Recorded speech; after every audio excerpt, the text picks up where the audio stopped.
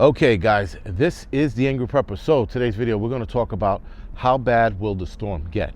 Now, you have people talking about the quiet before the storm and what to do before the storm, but fuck it. Let's talk about how bad the storm might get.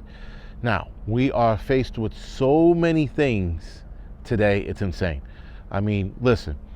I know I said this before, in the 80s, we've had pretty much the same shit going on. We had multiple things going on around the world, and we were at this tension point with Russia when it came to nuclear war, right? So now it's 2021, almost 40 years later, and we are back in the same tension, except for we have new players on the field. Now, we have the COVID vaccine being the focus of America's, I guess, love child, if you will. And every day they talk about how many people are getting vaccinated. But they're not talking about COVID as much anymore, meaning they're not talking about the deaths and the infection rates. Or the infection rates they do talk about, but not so much the deaths. So now they're switching gears and talking about climate change. They're trying to scare us into climate change being the end-all, be-all of humanity. Okay, then they're talking about nuclear options on the table because of the tensions that's going on across the ocean. All right, then you have the Chauvin trial going on. That goes sideways, that's going to incite more shit. Now, talking about the Chauvin trial, if that goes sideways, meaning if he gets found not guilty, yes, stores are going to burn. That is without a doubt. Cities are going to burn and people are going to die. That's a fact.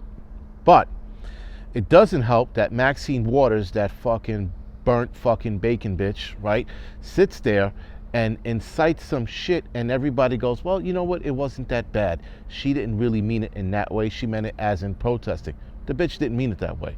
She definitely made a reference to the trial, and she made a reference to getting more confrontational.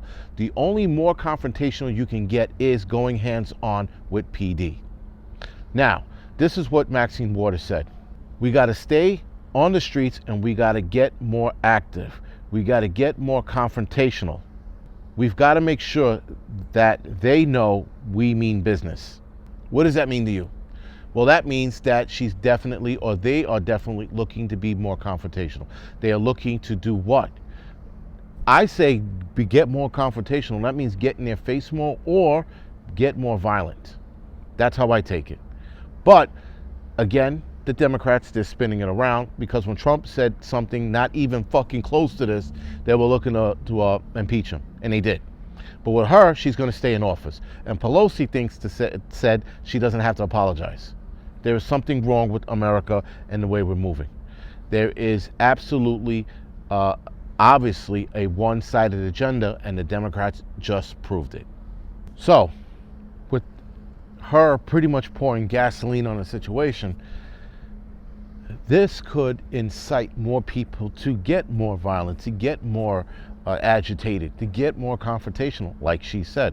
So the judge on the Chauvin trial actually was pissed. He was pissed behind it, and he made a statement in regards to he wished political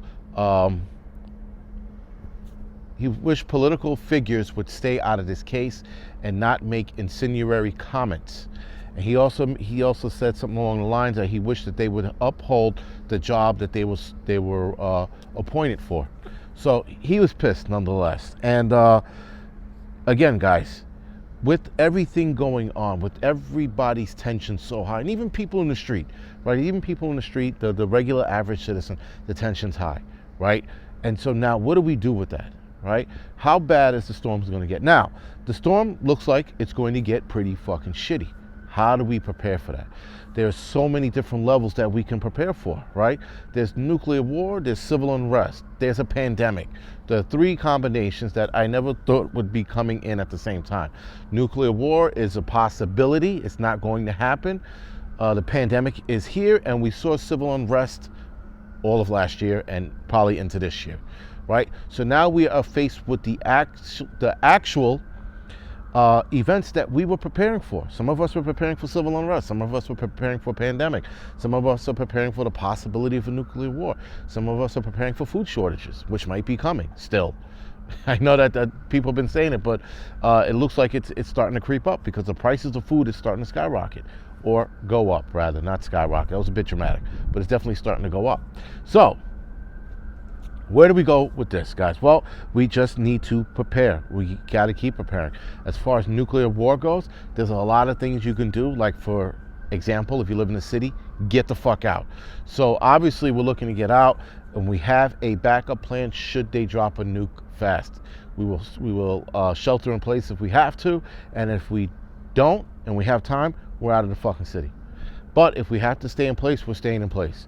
Backup locations are upstate, and that's what it is right now. And unfortunately, it's at a buddy's home or property, if you will. So that's the backup plan. The main plan is to get the hell out of the city before the end of the year. That's the main plan. So, guys, again, everyone has to have a solution to their issue. If you live in the city, again, I'm going to go over like how to shelter in place during nuclear war, because that's where most of us are going to have to do, unfortunately.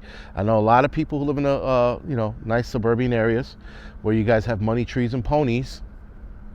We don't have that here in the city, and so we all can't just up and leave. And yes, I know a lot of you are saying, you, Angryprepper, you should up and leave. We're working on it, but it's not that easy to just uproot everything and go. And I know for some people it is, but for myself or my situation, it isn't. So a lot of us are going to have to learn how to shelter in place. That's the bottom line. With civil unrest around the corner, you're just going to simply stay off the streets. That's the best you can do. There is no EDC, and there's no get home bag and all that other crazy shit. Keep your fucking ass home. That's it. That's simple. If you have to be out and about, then yes, carry an EDC, and absolutely carry a comprehensive medical and or trauma kit in your bag, because you're probably gonna fucking need it. If you live in a state where you can carry, guys. Load this shit up and have it on your hip. If you live in a city like New York, make sure you have mace and the book of harsh languages, because that's all you can have in this fucking city. But those are the ways you're going to get ready for civil unrest. Stay off the street, and if you have to be in the street, then you have to carry EDC kit, comprehensive medical kit, and or trauma kit, mace, firearm, taser. Those are the things you're going to need here in the city. Again, with the possibility of nuclear war, just keep abreast of what's going on. And if you think it's getting hot, leave, right?